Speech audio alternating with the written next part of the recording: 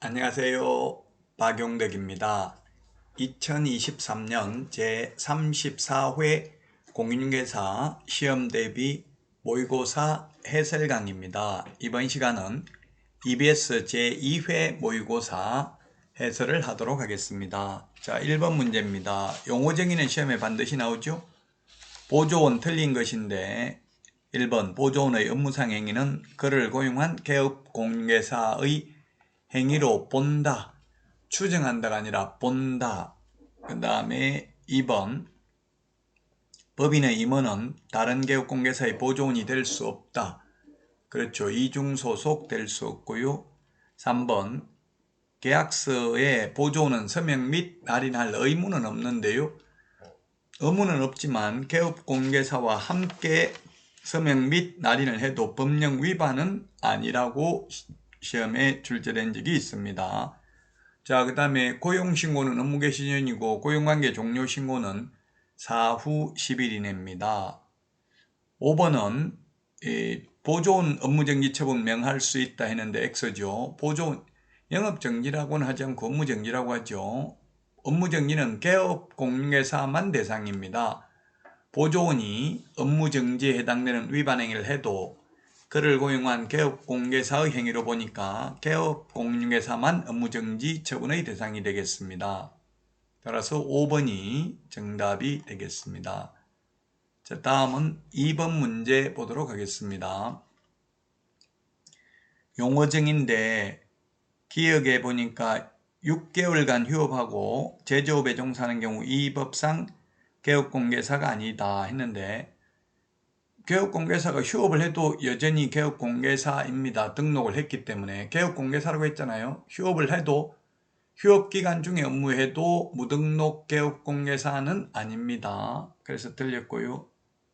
니은은 이 법에 의해서 등록한 자를 공인중개사라고 하는 게 아니라 개업공인중개사라고 하고요. 그 다음에 등록을 하지 않은 자가 아파트 임대차 계약이 체결되도록 알선하는 경우 중개가 아니다 했는데 중개입니다. 중개란 등록하고 안 하고는 중개의 요소는 아닙니다. 중개란 중개사물에 대하여 거래 당사자 간의 매매 교환 임대차 그 밖의 권리의 득실병에 관한 행위를 알선하는 것을 중개업이라고 하죠. 그 다음에 리얼에 중개업은 의뢰, 보수, 업 세 가지가 들어가면 중개업입니다. 다른 사람의 의뢰에 의해서 일정한 보수를 받고 중개를 업으로 하면 중개업에 해당합니다. 해당하지 않는다. X. 따라서 1번이 정답이 되겠습니다. 다음은 3번 문제 보도록 하겠습니다. 사무소 명칭에 관해서 틀린 것입니다. 부칙 개공의 경우는 공인중개사 사무소라는 문자를 사용하면 안 되고요. 사용하면 100만 원 이하의 과태료입니다. 그 다음에 등록을 하지 아니한 컨설팅업자는 그 사무소의 부동산 중개 유사 명칭 사용하면 1년 이하의 징역이나 1,000만 원 이하의 벌금이고요. 그 다음에 5개 광고물에 5개 광고물이 간판이라고 했죠. 성명을 거짓으로 표기하면 100만 원 이하의 과태료이고요. 그 다음에 4번 법인인 개업공개사가 분사무소 5개 광고물인 간판을 설치하는 경우 등록증에 기재된 대표자 성명을 표기해야 된다 했는데 대표자가 아니라 분사무소 책임자죠. 분사무소의 경우 5개 광고물이 간판입니다. 그래서 4번이 틀린 정답이 되겠습니다. 자, 다음은 5번은 등록관청이 위법하게 설치된 중개사무소 간판 철거를 명하였음에도 이를 따르지 않는 경우 행정 대집행법에 따라 대집행할 수 있습니다. 민사집행법, 행정절차법 아닙니다. 자, 다음은 4번 문제입니다. 등록에 대해서 옳은 것은 했는데요. 기억은 누구나 등록을 신청할 수 있다. 누구나 X입니다. 결격 사유에 해당되는 자는 등록할 수 없습니다. 그 다음에 니은은 등록증을 교부한 때에는 10일 이내가 아니라 다음 달 10일까지 시도지사가 아니라 협회에 통보합니다. 그래서 니은 X고요. 디귿 법인이 등록을 하기 위해서는 상법상 회사이거나 협동조합 기본법에 의한 협동조합으로서 자본금 5천만 원 이상이어야 하고요. 사회적 협동조합은 제외합니다. 이 자본금 5천만 원 이상은 삭제될 예정입니다. 청년 공인중개사들의 법인 창업을 유도하기 위해서 앞으로 삭제될 예정인데 현재는 삭제되지는 않았습니다. 리얼입니다. 폐업 신고 후 1년 이내에 다시 등록 신청하려면 실무교육 받지 않아도 됩니다. 그렇죠. 5번이 정답이죠. 실무교육의 유효기간은 1년입니다. 교육받고 1년 안에 개업하거나 취직 안 하면 다시 받아야 되고요. 그만두고 1년 안에 다시 취직하거나 개업하려면 교육을 안 받아도 되겠습니다.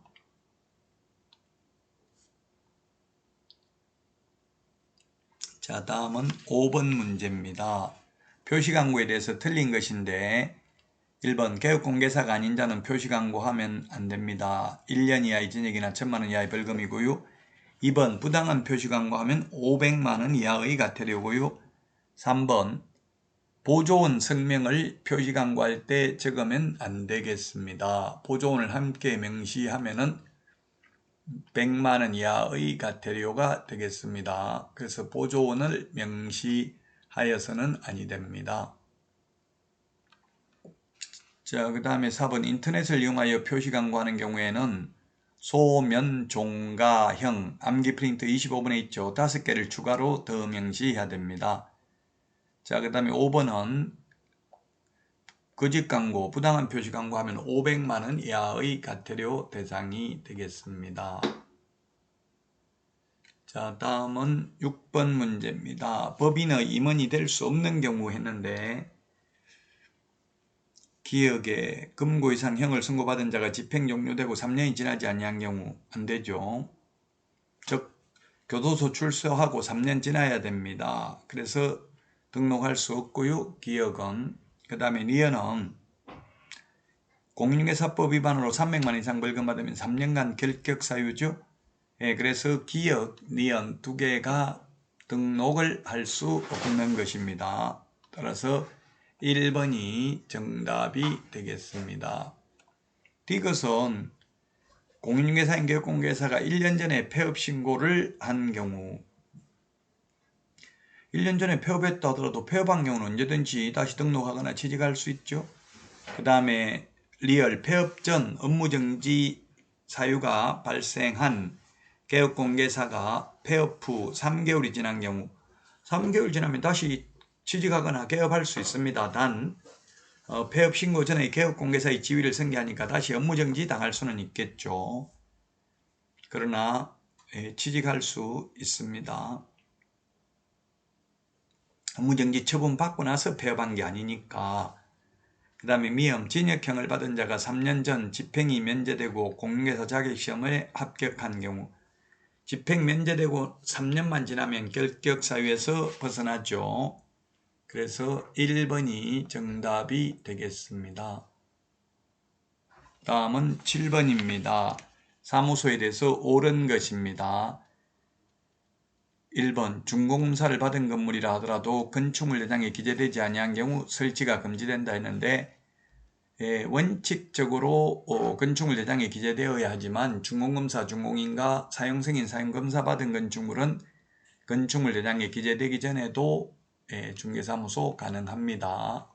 따라서 1번 틀렸고요. 2번 분사무소 설치신고를 하려는 자는 분사무소 설치신고서를 주된 사무소 등록관청에 제출해야 된다. 맞습니다. 우리 암기 프린터 4번에 있습니다. 분사무소 설치신고, 이전신고, 분사무소 사용인장 등록 모두 주된 사무소 등록관청입니다. 자, 그 다음에 3번 법인인 개업공개사는 등록관청에 신고하고 일시적으로 임시중개시설물 설치할 수 있다. 뜻다방은 절대 어떠한 경우에도 설치할 수 없습니다. 4번은 다른 법률의 규정에 의해서 중개업을 영위할 수 있는 이른바 특수법인은 책임자가 공인중개사일 필요 없습니다. 그 다음에 소속 공개사 1인 이상 두어야 한다. 직원을 반드시 두어야 한다. 이런 규정은 없죠. 사장 혼자 근무해도 됩니다. 분사무소인 경우 책임자 혼자 근무해도 됩니다. 자, 다음은 8번입니다. 중개사무의 범위에 대해서 옳은 것은 했는데 기억, 등록하지 않더라도 중개를 업으로 할 수 있다. 등록하지 않은 자가 중개를 업으로 하면 무등록 중개업자로 처벌받죠. 그래서 안 됩니다. 자, 그 다음에 등기된 건물에 하나한다. 무허가 미등기 건물도 중개사물 됩니다. 자, 그 다음에 디귿 중개사물의 범위는 민법상 부동산인 토지와 거정착물에 하나한다. 하나한다 이게 X죠.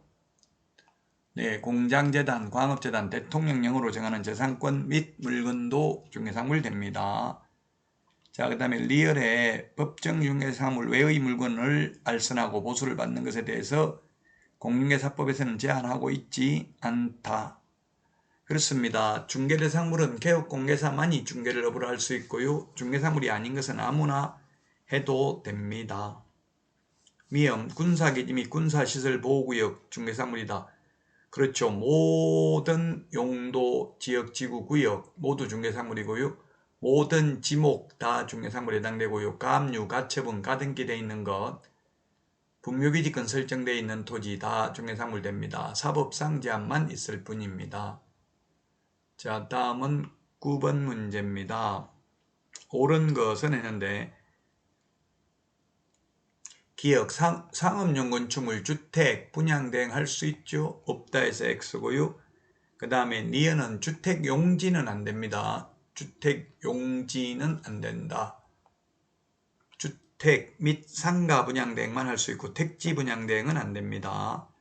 그 다음에 개발에 관한 상담을 의뢰받아 업무를 수행하고 있다.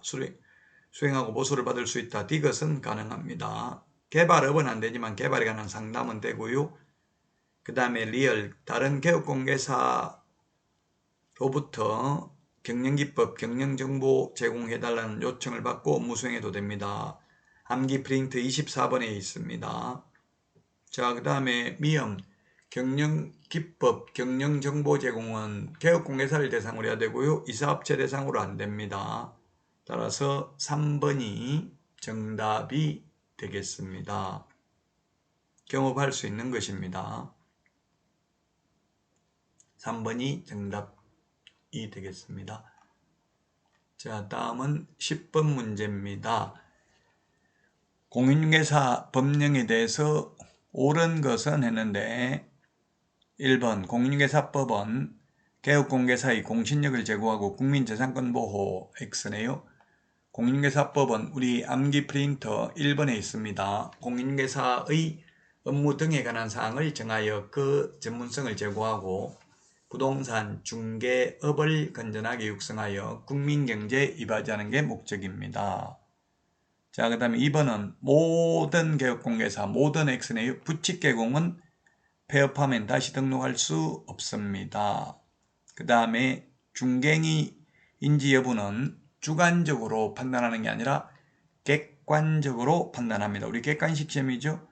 그래서 진정으로 당사자를 위하여 거래를 알선 중개하려는 의사를 갖고 있었느냐가 중요한 게 아니라 객관적으로 판단합니다. 그래서 실장이 계약금 떼먹고 도망가도 그거는 사회통념상 객관적으로 손님 입장에서 보면 중개 업무이기 때문에 손해배상 해줘야 된다, 사장이. 자, 그 다음에 4번 중개 완성되기 전이라도 의뢰인의 요구가 있다면 계약서 작성 거부해야 된다. 안 됩니다. 중개 완성된 때만 해야 됩니다. 5번 외국에서 부동산 중개업을 영위할 수 있는 자격을 취득한 자는 이 법상 공인중개사가 아니다. 네, 5번이 정답입니다. 공인중개사는 이 법에 의해서 자격을 취득한 자죠. 우리나라 사람이 외국에서 자격을 취득해도 공인중개사 아니고요. 외국 사람이 우리나라에서 자격 취득하면 공인중개사가 되겠습니다.